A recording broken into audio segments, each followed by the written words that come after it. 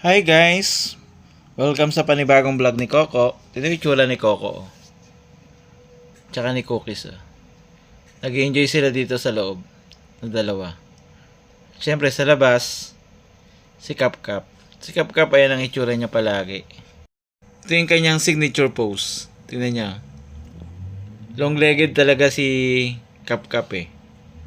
Hello Kapkap. Ganyan lang siya palagi. Go-observe sa mga kanyang family cats din. Ang haba ng kanyang kamay, ano. At syempre, si Kapkap, pinupuntahan niya lagi si Puti. Si Puti nung bata pa, lagi yung kinukulit ni Kapkap. Pero si Kapkap din na nag-aalaga sa kanya. Tingnan niyo si Puti, Tatanaw-tanaw lang siya kay Kuya Kapkap. Ano? Diyan lang ang pwesto mo? Pwesto rin niya ni Kapkap eh. Ang ginawa nila para magkasundo, dalawa na lang sila doon sa pwesto na yan. Yung kanilang sapin, tinanggal. Yan ang itsura niya. May itsura naman ni Kapkap. Kapiyaya pa. Ang ganda ng kanilang post na dalawa. Enjoy naman silang dalawa. Siyempre, ang ating mga little kittens. Ang ating isang kitten. Tingnan niya itsura. Hello! Cute-cute ni Dayan. Hello, Dayan. Kamusta ka na? Yung ating mga little kittens. Mainit ang panahon guys, kaya sila lagi nandiyan sa semento. Meron naman silang pwesto doon, pero ayaw nila doon, gusto nila dyan kasi malamig. Ginawan ko rin sila ng box. Para at least meron silang laruan at saka tambayan. Hello Tim! Si Tim nag-iisang ganyang kulay.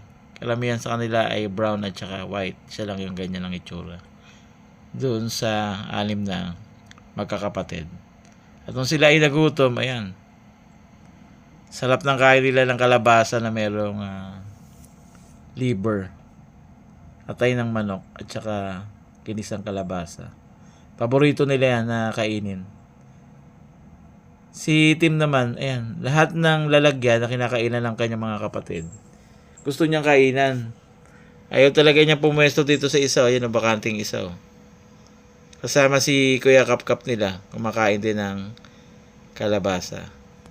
At yung iba nating mga malalaki na kitten, tsaka si Coco, ayan, ayaw kumain ng ganyan. Gusto nila puro cat foods. Pero minsan hinahaluan din natin. Paborito nila rin chicken. Mas gusto nila yung kaysa rin sa pork.